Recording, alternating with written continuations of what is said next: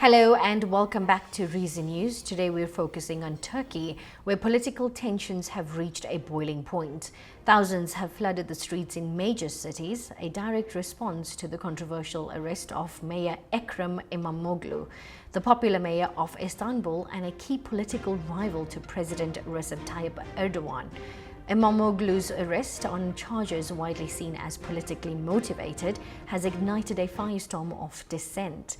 Critics argue that this move is a blatant attempt by Erdogan to silence opposition and consolidate his power ahead of crucial upcoming elections.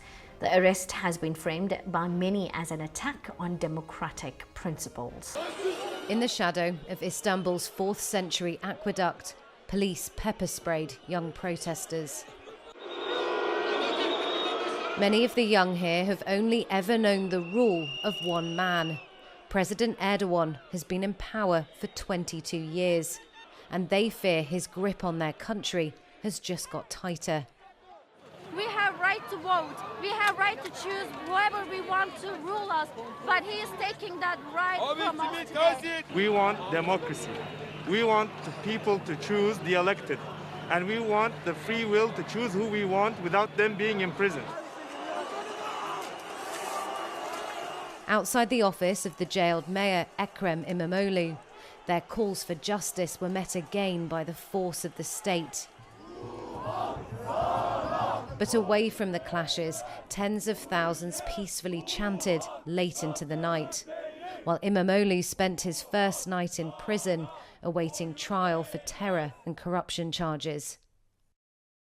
The protesters that you see here have defied a government ban. It's their 5th night out protesting, and they say that they're prepared to keep coming out onto the streets despite the police crackdown, despite the threat of arrest, because they feel that they're fighting for the future of their country's democracy.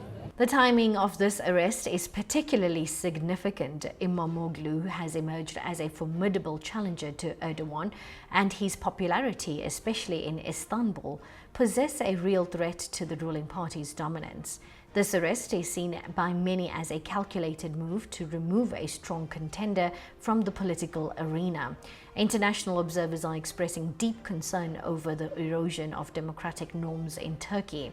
Human rights organizations have condemned the arrest, calling for Imamoglu's immediate release, and urging the Turkish government to respect freedom of expression and the rule of law. The European Union has also issued a statement calling for a transparent legal process.